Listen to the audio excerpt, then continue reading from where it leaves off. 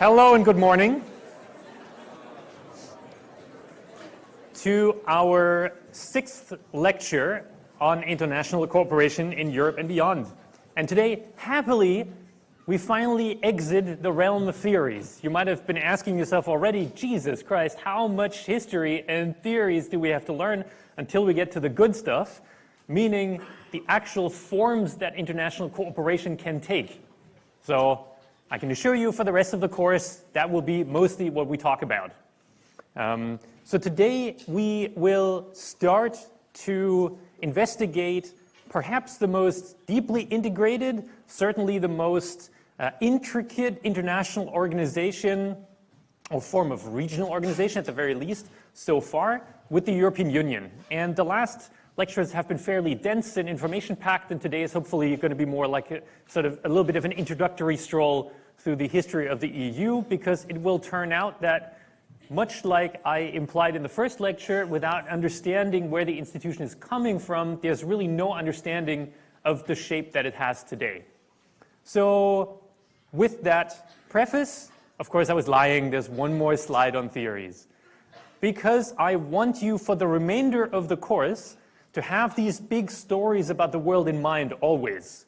So when you hear something about how a particular international organization looks, how states interact with it, or how states act within it, the first question on your mind should always be, well, does this really line up with any of the theories that we've heard? And as the last reminder, we have realism, of course, which is a very dark world, which doesn't expect states to give up sovereignty, which doesn't really expect international organization to play very much of a role at all. And our game equivalent for realism was Risk. I found a Risk Game of Thrones, so that marries two of the things I always use to illustrate realism. Or are the liberals right, in that states are happy to cooperate, maybe even to give up some power, if in return they get some absolute gains, they get some economic benefits out of it, and they can realize their own preferences better.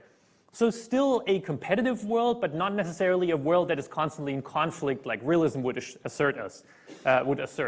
So the game equivalent here is a monopoly, a game of Monopoly. No armies, but still fiercely competitive, and there can really be only one winner, but there might be instances of cooperation.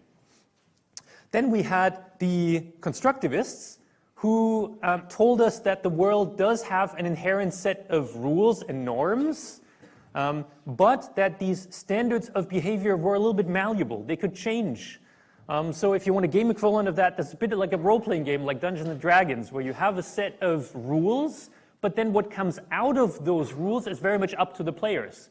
And whether that evolves into a game where you hack and murder your way through the world, that's one possibility, or whether it's a game where you only rescue lost princes and save kingdoms, that's fine too.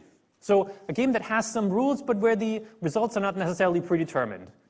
And then yesterday we heard the last approach to this, which was critical theory, which is all about why the hell are we not just throwing out the board and starting over, or what are we doing playing by the rules of this game? We should really be changing up the rules. So if you keep these perspectives in mind, much of what we're going to be talking about in terms of IOs, international organizations, might make more sense, or it will surprise you less. If you've already picked a favorite, so much the better. If you already think that one of the theories is better at explaining the world than the others, that's great. And keep that theoretical perspective, but remember that these theories are in competition with each other. And few theories, if any, can really explain all state behavior or all behavior within IOs that we see. So remember that these theories are competing. So, that said, let's dive into the European Union, this weird, giant, international, supranational organization that we all still live in. I guess we have another 29 days. We'll see what works out. I am very much, as you can imagine, looking forward to the lecture that I have to give on the future of the UK and the EU in like 2 weeks' time. That's going to be amazing. I can't wait for that. Not. So there is a deep theoretical discussion at the foundation of our political science thinking about the European Union. And that is, how much of the European Union is really intended. Now, you might be looking at the European Union as it is today, and you might think, well, surely this is nicely designed, this has like this nice parliament and a council, and they all sit in these great buildings, like surely that can't have come about by accident. But that is only one perspective on the EU, that it was deliberately designed and evolved over a number of stages to become the EU in the shape as we know it today. There is another, at least one more view of this though, is that the EU is very much a story of sort of starts and stops, of stuttering, of more integration, slightly less integration, experimentation, and a back and forth that is anything but intricately designed. So the one viewpoint could probably be broadly summarized under the label of intergovernmentalism. So this is not now a theory that explains all of the world, but this is a theory sort of about how IOs like the EU come about. And intergovernmentalism, in its proponents, for example, Andrew Moravcsik, who you might frequently encounter if you read or research on the EU, they really say that the EU isn't all that special. Yes, it's a pretty big alliance, it has a lot of countries, it does a lot of things, but it's not qualitatively all that different from other things that we see all around the world. Member states still have control over what happens. There's no like runaway EU that just does its own thing. Member states still hold the reins. And there's few unintended consequences. Most of this, well, it might not have always progressed in a linear fashion towards more integration, but it didn't just happen. So that's the one view. The other view, which we often term neo-functionalism, says that no, that's too easy. The EU is qualitatively a new type of institution. It's not just another thing like NATO or the UN. It's something truly different. And why it is something different is that we see that there is a true power sharing within this organization between states, between supranational institutions, and even between some non-governmental actors. And that this is a process that is very organic. It has sort of, the EU has grown rather than it was being designed. And there's a lot of unforeseen consequences along the way. The way that the EU looks like today, it looks nothing like what the founders intended it to look like 50 years down the road. And obviously, you can see that these two perspectives are incompatible. Not both of them can be true at the same time. So when we have the next kind of 4 lectures where we dive into more in detail, on some aspects of the EU, keep these two perspectives always in mind. We'll also make frequent references to it, but in the historical view that we take today, you will already see that maybe you have a favorite perspective, given what we know about the EU. So, we could start with a kind of fundamental basic observation, which is that the EU is really the broadest, the most integrated, the most powerful, the most arguably successful attempt at supranational integration anywhere in the world. There hasn't been anything like it before, and we haven't seen anything spring up elsewhere in the world that rivals it in terms of both width and depth. So it's something that is that encompasses almost the entire continent. Just the pesky Norwegians are holding out so far, and of course, we're probably going to lose one over time, which is also the first time that will have happened. But in other aspects, it really encompasses the whole continent, which is surprising, of course, given that this is a continent that not only has been the central battlefield for 2 world wars just at the beginning of the century, but also then was very much at the dividing line in the Cold War, which is another 40 years of deep antagonism between countries. And yet, in this deeply torn continent, we now see suddenly, maybe not so suddenly, maybe not so surprisingly, we see spring up this intense form of regional cooperation. And there's a bit of a paradox at the heart of the EU always, at least in terms of the public perception of it or the public discussion of the EU. According to reputable opinion polls, most people, when they're asked directly about the EU, in most EU countries, think that overall the EU is a pretty good thing. This was even true in 2016 for the UK, where you see the UK has the lowest number of people that thinks that well, how was the question phrased? Does the EU play, should the EU play a more active role in world politics. And you see, even then, most people surveyed in the UK would agree to that. We also see on the other side, if you ask people whether particular actors on the international stage, states or supranational actors like the EU, whether they have a positive or a negative influence, net overall, you see that the EU also comes out pretty comfortably on top. So you see the EU here in the middle, with 48% saying the EU is mainly a positive force for good, and only 30% overall saying that it has a negative impact. You see that the EU does get beaten by a couple of states, all these do-gooders at the top there, Canada, Germany, Japan, France, and all that. But it certainly does much, much better than a lot of other important actors on the world stage. So people tend to like certain aspects of the EU. And this also comes out if you survey the world as a whole, even. So as far as I'm aware, I'm not entirely sure about the methodology of this, but I think this is more about as global a survey as you can get, so about as many countries as you can, people in about as many countries as you could ask. And again, they're being asked, like, is this particular actor, are they viewing them positively, in a positive light, or in a negative light? And again, the EU comes out pretty well, I would argue, you do see a decline, by the way, here in sort of 2010 when the economic crisis hit. But overall, the EU comes out very comfortably in the positive, on the positive side of things, with a net positive of 20 points. So in other words, people tend to like the EU if you ask them directly about it. And this is even true for people that don't live inside the EU. That's quite an achievement for an international organization. And yet, and here's the bit of the paradox, we are seemingly constantly in crisis. The EU keeps tumbling from one crisis to the next, and then it's going to go under because of the migration crisis, and then it's going to go under because of the economic crisis, and now it's going to go under because of Brexit, and so on. And of course, this is a narrative that's almost always been there in the past 40 years. If I had a nickel for every time that the EU was basically declared dead, I would have quite a bit of money on my account. So it's an organization that is both viewed positively, but also, as we all know, viewed negatively by others. So it tends to have a very polarized view. And it's an organization that seemingly is both constantly in crisis, but also constantly moving on and integrating itself more deeply. So something must be going on there that's interesting to us as political scientists. So let's then investigate where the EU comes from. And this is what we're going to spend the next little while on, because it's important, as I said in the beginning. You can only understand how the EU looks today if you understand its history.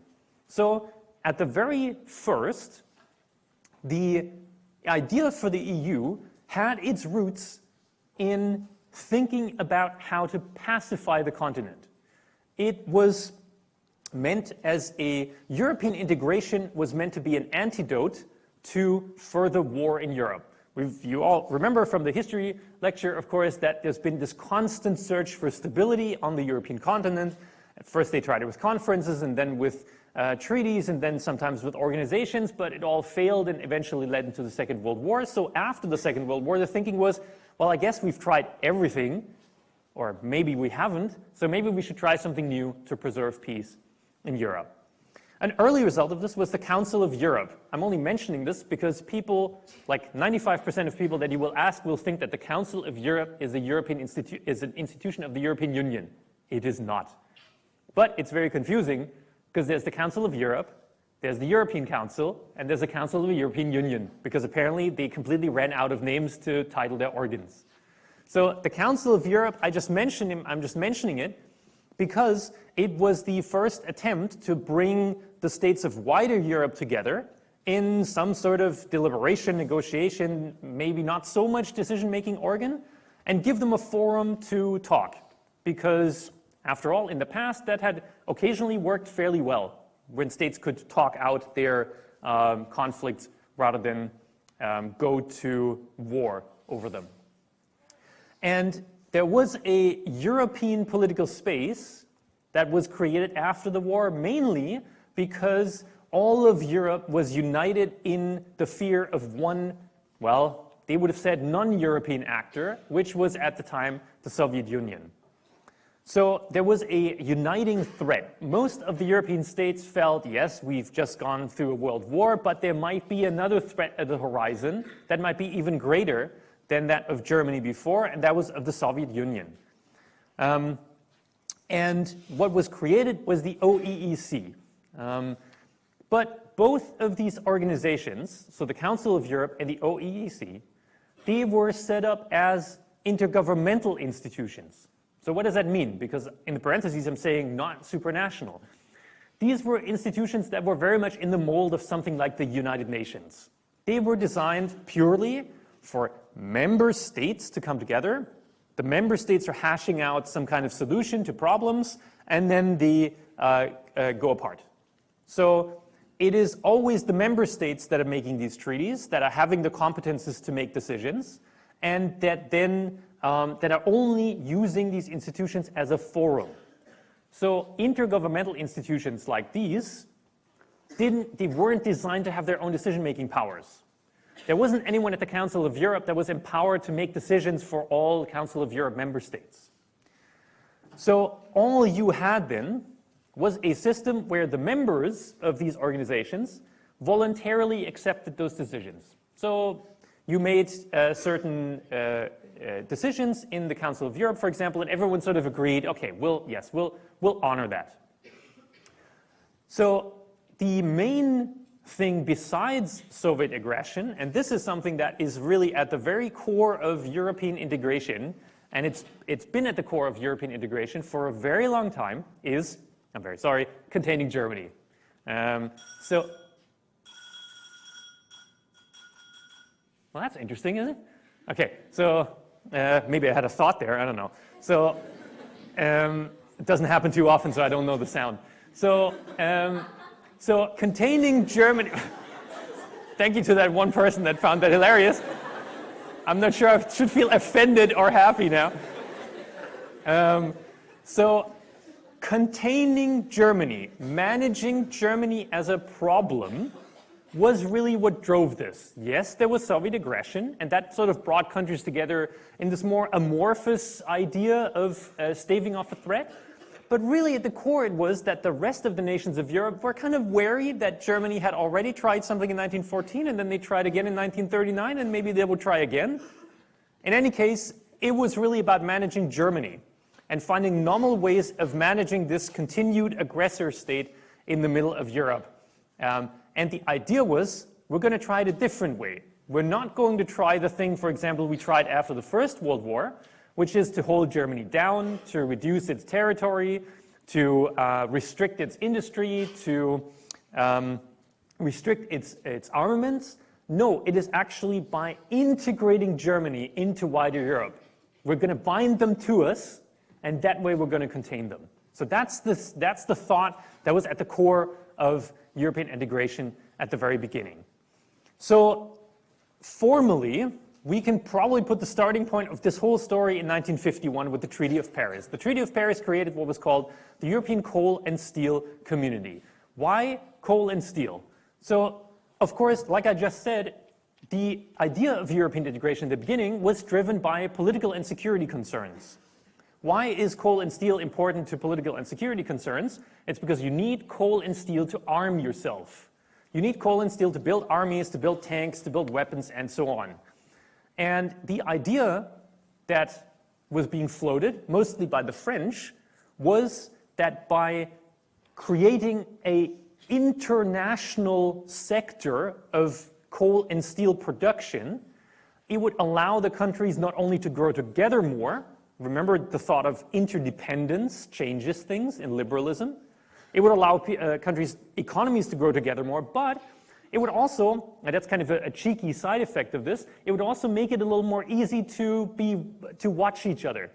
If the coal and steel was organized in some sort of transnational way, it would make it easier for the French to know what the Germans are doing and for the Germans to know what the French are doing, thereby reducing uncertainty, which we know from realism is really the base cause of why states are often at odds with each other, because they can't fully trust each other.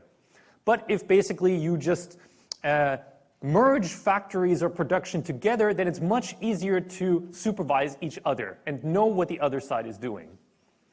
So the idea was to have some sort of international organization that would be responsible for regulating this particular sector of the economy, and to also create a common market for them. So as much as possible to enmesh those two countries, or rather the wider region that has to do with producing these. Now, the organization that they created was at the time called the High Authority, and it was led by this guy here, Jean Monnet, who's also called the founding father of Europe. You should recognize his face because he's very much the man that drove integration at the very start. He was a bureaucrat with lots of international experience. He was very familiar with how international organizations worked, all the way from the micro level, all the way to the top level. And he was the ideal person to run this high authority. And now what was different about this attempt at European integration, compared to the previous ones, like the Council of Europe, was that the high authority constituted a supranational element. So an element that suddenly had its own mind, had its own interest, and its own decision-making powers, even if they were limited. So this wasn't the high authority. There wasn't just representatives of the state that came together and made decisions. No, it had its own employees, its own people thinking, its own people making policy papers, and its own people up to a point making decisions. So that was a pretty big step. And that was therefore this treaty, and the outcome of it is considered to be kind of one of the foundational steps of European integration. This high authority, in structure, looks fairly similar to what we today call the European Commission. And by the way, we're going to go into much more detail on all these institutions in the first lecture next week. So then after, we all know, or we are aware of, that the history of European integration normally proceeds in treaties. There's like particular years that you have to know, and the years are normally associated with particular treaties, and those treaties change something about the structure or the shape of European integration. So after 1951, the next step that we should take into consideration is the 1957 Treaty of Rome. And this is the first time that there is a real drive towards calling something unashamedly European integration with the European Economic Community and Euratom. Euratom was an organization that was created to link these sectors together that had to do with nuclear power generation. Again, you can see very much the same logic as in the coal and steel community, because there the idea was, well, if we merge those together, not only will we become interdependent, and that's a good thing for peace, but also it makes it easier to watch each other. Very much the same could be applied to Euratom. But as foundational as that sounds, because after all, we're all afraid of nuclear weapons, the European Economic Community was the far more impactful outcome of the Treaty of Rome. So it was originally intended purely as a customs union. What's a customs union? We're going to be talking about that a little bit more in the IPE part later in the lecture. But a customs union basically just means that all states don't make their individual tariffs, but they have one common tariff towards the outside. Doesn't mean necessarily that they have a common market or that they liberalize everything how they trade among each other. It just means that instead of you having the fence around your country, it means that there's now an outer fence around the whole community. And this really drove integration because it became clear fairly early on that making the first step towards a customs union was a good idea, but there might be even more profits to be gained if you made the further step of evolution into moving towards a common market. So states realized very early on the gains that they could realize from this greater integration, but it was really very much the thought of economic integration that drove this. At that point, there wasn't like the European project and the peoples of Europe having to come together and all that. It was an economic project. It was you pitching in together with your roommates to buy an item that you couldn't normally afford. That's pretty much what that was about. So it was a transactional idea that was at the core here. And here, for the first time, with the Treaty of Rome, member states were suddenly legally obliged to observe whatever came out of the European Economic Community's legislation. So, in contrast to earlier attempts at European integration, states weren't free to kind of agree or disagree with whatever rules had come out of that. No, they were legally obliged. If you signed the treaty that made you a member of this, you also signed away your right to disagree with whatever decisions were being taken there. So that's a very big step for states, because of course that affects at the very core their sovereignty. You suddenly can't quite make all decisions by yourself anymore. You have to listen to something else, some supranational body, where you might well be a part of decision making, but that doesn't mean that things always go your way. So with this organization, for the first time, you had a form of European integration where states had to accept that sometimes things would go their way and sometimes they wouldn't. And they had to be okay with that if they were members.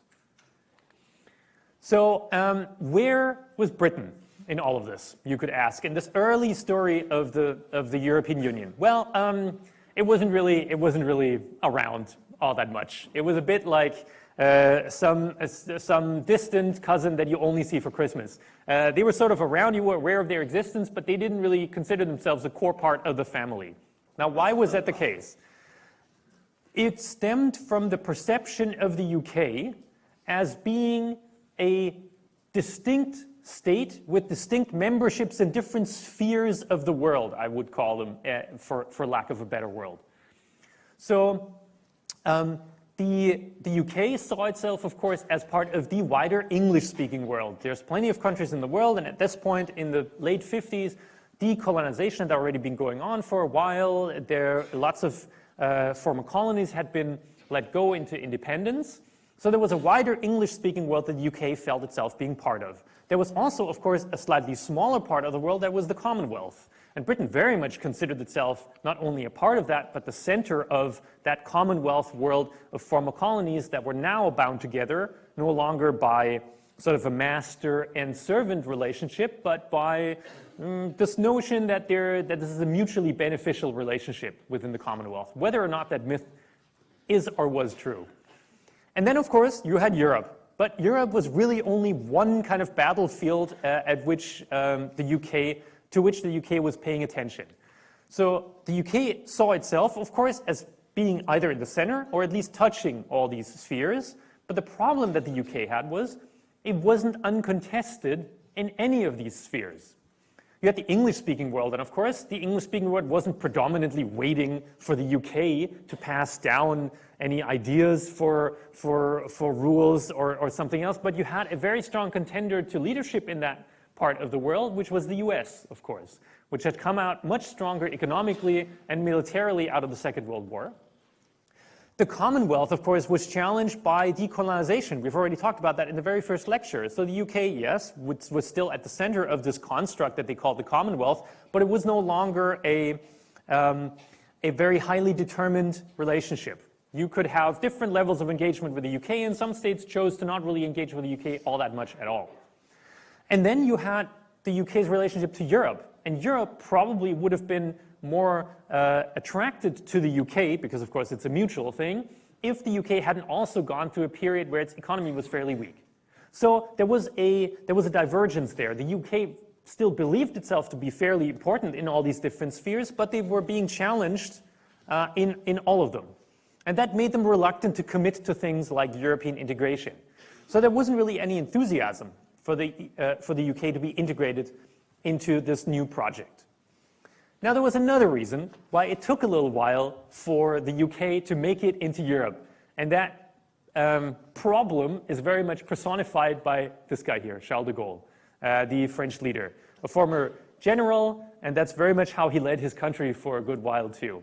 So when the UK finally got around to the idea that, oh, well, maybe this island thing isn't going to work out forever, maybe we should become a part of this European project, they tried first in 1963, and France flat out said, nope, we're not going to do that. You are just a Trojan horse for American influence, and you have nothing to do with the continent here. In 1967, they tried again. De Gaulle was still sitting there with the finger on the button, and again, the French vetoed the UK's application to join the European community. And at the time, de Gaulle said that the UK is merely an insular, maritime, non-European nation. Ooh, that's some heavy stuff here. It really took until de Gaulle was forced out of office in 1969, and then he died a year later because that broke him a little bit, in 1969 for the UK to be admitted. It literally took until this one person to leave office for the UK's application to be finally considered. So it was very much a France versus the UK, had a bit of a Monty Python-esque tone to it for a good while. So it's not, I probably shouldn't have put de Gaulle's death because de Gaulle died in 1970, and that's a year after he left office. But some people in Britain celebrated, obviously, him passing away because he had been the main stumbling block for the UK on the way into the EU.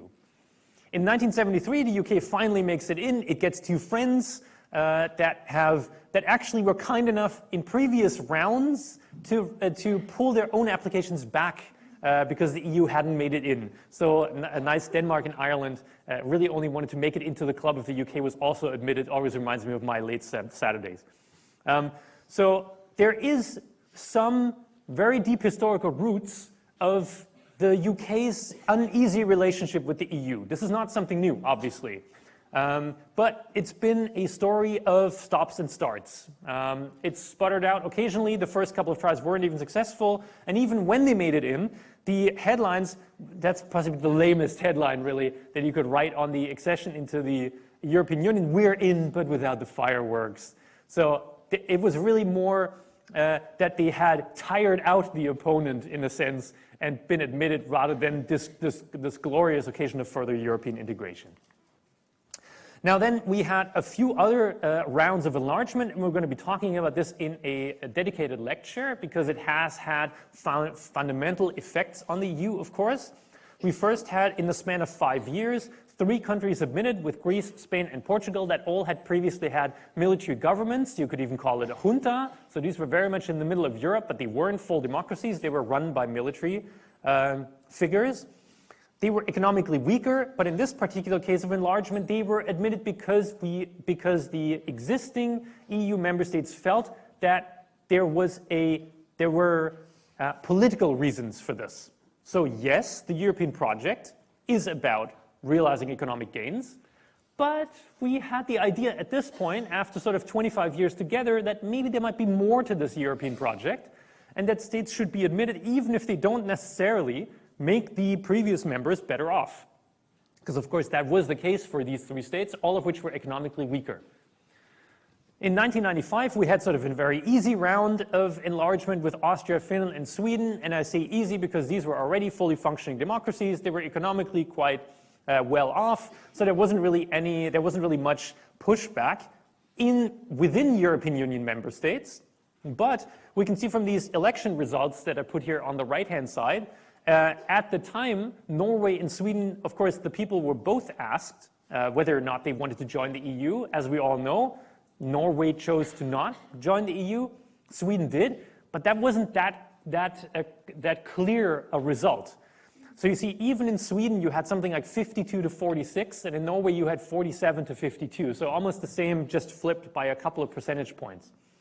So while this might have been an easy enlargement from the EU's perspective, this wasn't necessarily a home run for, at least in the eyes of the population of those countries.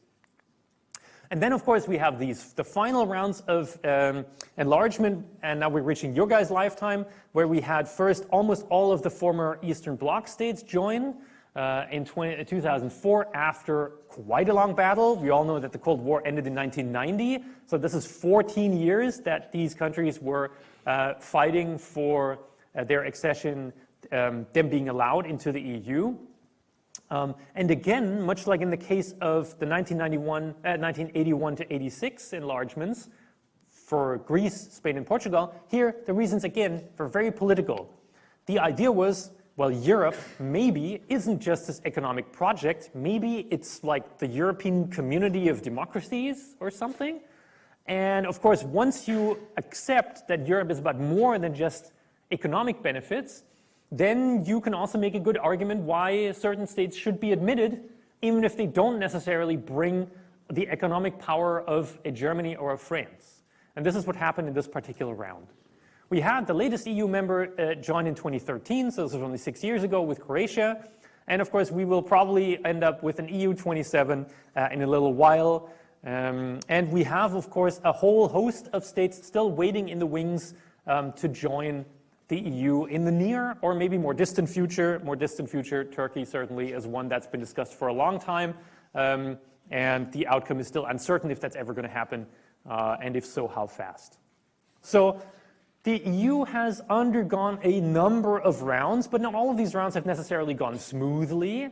Rounds of enlargement has eventually more or less taken over this entire continent. I always feel like when you see a time lapse of European enlargement, it looks a bit like an amoeba, like spreading itself out over Europe. That's very much still what it's doing because it's nowhere near finished. There's still a whole couple of states that are waiting to join the EU.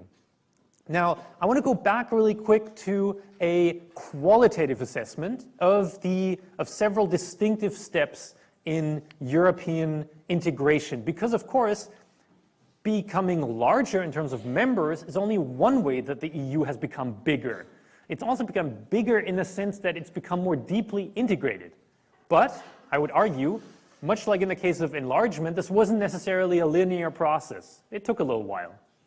So we can sort of say that there was an early period that was often summarized under the label of Eurosclerosis. Sclerosis is when you can't move something properly. You might know this from the disease multiple sclerosis. And the idea here was that the EU had it wasn't developing comfortably. It wasn't really integrating itself all that much more deeply after those first attempts in the 50s. So there was a period of institutional stagnation, and again, this seems to be tied to this guy, or at least it's being said that it was Charles de Gaulle and the French who, ironically, after their initial support for the European project, sort of had lost faith a little bit in this whole idea of supranationalism. They were very much of the position that it was France's interests first that had to be preserved, and that they weren't going to give away any sovereignty rights to a supranational institution. They were just uneasy with that. So they first blocked the UK accession. They also adopted a policy called the empty chair. Imagine you're submitting a group project and one person just doesn't freaking turn up. That's the equivalent of the empty chair policy. So they blocked European decision-making by simply not appearing. And of course, since the norm was that everything had to be decided unanimously, so with general consent, if France was not there, you couldn't make any decisions. So they more or less blocked the EU from doing pretty much anything for a number of years. And it was only when a compromise was hashed out that, yes, it should be a general rule that there has to be unanimity. Only then were they coming back, because then France believed that it had a guarantee that its interests would be taken seriously. Now, eventually, the EU moved out of this period, partially because de Gaulle left office, partially because the continent got out of somewhat of an economic recession, and there was a bit of a relaunch. There was a bit of an initiative, a bit of a moment in time where there was a couple of new ideas on the table for how to further European integration. So we have the Single European Act of 1986, which aimed to create a true single internal market. So suddenly you have no tariffs anymore, and you have one market that all countries can equally access without any barriers. And there was a couple of other reforms being introduced to the EU, some of which reversed some of the things that France had fought so hard for 10 years earlier. So for example, more majority voting was introduced. The fact that you didn't have to get unanimity for everything, because of course that's very difficult. Imagine, I always compare this to buying a pizza with 28 people, and you can only order when all 28 agree on what goes on the pizza. It's going to either take forever, or you're going to end up with a margarita, which excites no one. So the Commission and the Parliament were also being strengthened, and for the first time, they were thinking about an even further step of economic integration, which was in this case an economic and monetary union. So you see, we're sort of going through, well, it's not the stages of grief, it's like the stages of economic integration, from a customs union to an internal market, and now we were already thinking about an economic and monetary union. So all these reforms in the Single European Act were designed to make the EU even more supranational than it was before. Now, there was one important thing that happened in 1989, was that the wall fell, and in 1990 Germany was reunified. So after this relaunch, suddenly one problem of Europe went away because the Soviet Union and the Eastern Bloc wasn't there anymore. But one other problem sort of reared its head a little bit again, what were European states to do with this new, stronger, unified Germany? Germany, of course, was already the most economically powerful country on the continent. Now it was to become even bigger. France wasn't a big fan of that for obvious historical reasons. So what they settled on was the idea that, yes, they would agree to German unification, but only if Germany, in turn, would give up some core sovereignty rights. In this case, if Germany would give up its own currency and support a further economic and monetary union, the thought being, of course, well, if they're becoming stronger, we have to bind our economies together even more. And that is the bargain that lies at the heart of the Maastricht Treaty of 1992. So the Maastricht Treaty was designed to deal with this new situation in Europe, where you had a resurgent Germany, but also an Eastern Bloc that had gone away. And what did that mean for the European Union? So the EU was deepened in 1992 by introducing the idea that there should be a single currency, the euro. States were free to opt out. Lots of them did. And the EU was also widened because now the states decided that there should be cooperation in even more policy fields than there had been previously, say in agriculture or in industry. States eventually did ratify the Treaty of Maastricht, but this was a far-reaching proposal for reform, and so it invited conflict. So what they did was essentially say, you know what, let's just put everything in the treaty that we can agree on, and we're going to kick the can down the road, and we're going to renegotiate the things we can't agree on in 5 years' time. And so they did. They met in Amsterdam in 1997, and they were dealing with some of the issues that some member states had had with Maastricht. They hashed out, what can we agree on? Oh, you know what, we can't agree on everything, so I guess we'll just make a treaty with all the things we can agree on and kick the can down the road to revisit this in a few years' time, which they did, and they ended up in Nice. In Nice, the same story repeated.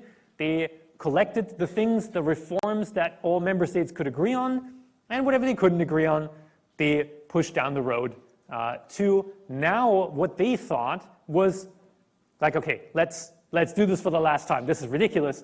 We've been doing this for like more than 10 years now. We have to come to sort of a final proper treaty. We can't always just do these compromise solutions and then move all the conflicts down the road.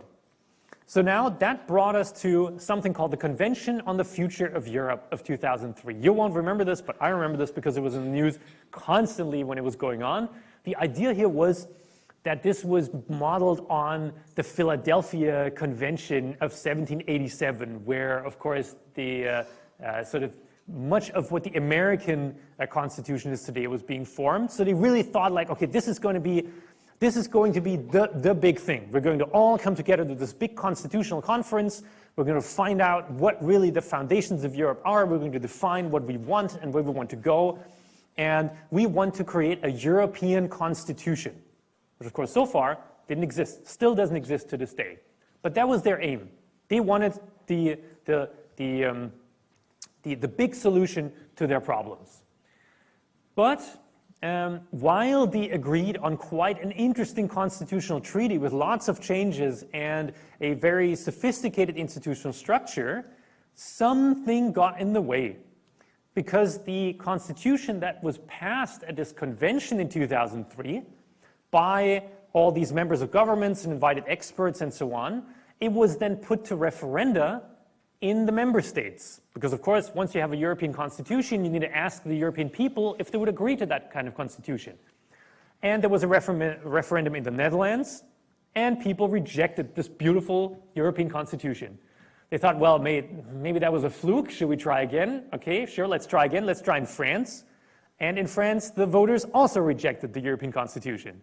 And after this constitution being rejected by two of the core countries of the European community, two of the founding members, in fact, they agreed that, well, all right, this is probably not going to work. Either we stop asking the people, which didn't seem like a good idea at the time, or we try again. And maybe we should just go back to however we solved the problem previously. Let's just make a treaty and let's get this over with, and let's not deal with this constitutional idea in the first place.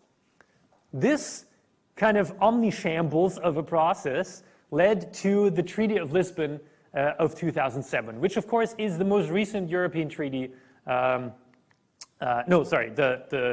Which is the most recent big European treaty that governs how the European Union works. So the idea of coming to a compromise on the issues that you can agree on, which mostly concern a bit more integration, but then taking the issues that you can't agree on and kicking a can down the road for the next treaty to come along and hopefully solve things, that has been a model of European integration for a few decades now. So it's normally the story of quite high ambitions and then doing whatever seems feasible. That is very much what the process is. Which of course brings us to today. Today, possibly, some have said, in the last couple of years, the most challenging time for the EU ever. Because we had to deal in fairly quick succession, first with an economic crisis that engulfed much of Europe, and that led to huge conflicts between member states. You might or might not remember the big conflicts and discussions about what would happen to Greece and the Greek economy, and the concessions that Greece had to make, and other economically or financially weak European states, the concessions that they had to make to the European Union, and how the European Union, and especially particular member states, were very assertive in this crisis. Very much in the mood of telling those states what they have to do to get back into the EU's good graces. So we had that first. Then we had what was called, like you can call it an immigration crisis or a refugee crisis of the past couple of years, where you suddenly had an influx of refugees coming into Europe, and this very much strained the system. Not so much because you suddenly had like 30 million people come in, but because the system of solidarity that European states had so far relied on suddenly seemed to break down. So it wasn't anymore a given that once you got together in Brussels, you hashed out a solution, everyone would sort of more or less chip in and contribute to the problem solving. Suddenly now states were saying, no, you know what the quota is of refugees that we will take? That quota is 0. And you deal with that problem somehow. And that was also a qualitatively new thing within the European Union. And then, of course, on the other hand, you have Brexit, which for the first time initiated a procedure of a state leaving the EU, for which there are some rules, but the rules aren't extremely well defined because no one really anticipated this ever happening. So you have a number of crises happening more or less at the same time. And of course, you could ask, is this really an existential crisis? Is this going to shake the EU so much that either integration will stop, maybe integration will even be reversed? What's going to happen to it? So is this permissive consensus gone? Is this idea gone that that every European state and most of the populace of Europe more or less agrees that the EU is a good idea and it should probably go on, and if it wants to go on, it should probably keep integrating? The metaphor that's often being used is the EU integration as a bicycle. A bicycle really only works well as long as you're moving forward. Once you stop moving, you fall over. So the European Union can only work while EU integration is going on. Or maybe, have we stopped the fall? Have we maybe, gotten past the point of crisis? Have we gotten past the point of, well, we've dealt with the economic crisis, maybe we dealt with the refugee crisis, now we're probably going to deal with Brexit? Are we just through? Like, are we done now for a little while? Maybe that's the case too. And this is something that's very hard for political scientists like us, because after all, we're scientists and not astrologers, so we don't have crystal balls. Predictions are always hard. So we've seen a history of the EU that has progressed towards greater integration at every step, but we've also seen a history maybe that's not quite as linear as you might have initially thought, and that's progressed in stops and starts. We can still see that even today, when you ask people within the European Union, and this goes back to the very first slide that I showed, even if we ask people today whether they trust the European Union after all these crises, we see that even now we tend to have a significant amount of countries in Europe where the citizens trust the EU even more than their own government, which of course, that's a pretty big endorsement. So this is really the conundrum that I talked about in the first place. Are people tired of the EU? Do they like the EU? Is the EU going to go on? Is the EU an existential crisis? This is why I'm not an EU scholar, because I don't want to deal with these questions all the time. So, the history is rich and complex, but there's been much experimentation and change. I would argue that there's few instances where you really see a grand design come to fruition. And if the founders, if Jean Monnet would see how the EU works today and all the towers and crenellations that it has on its institutional structure, he would probably not recognize that institution at all from what he started. And now we could ask again, right? Does this history sound to you like a grand design whose time has finally come? Or does this sound to you like a story of much unintended consequences and spillovers? Thanks very much for your attention. I'll see you next week.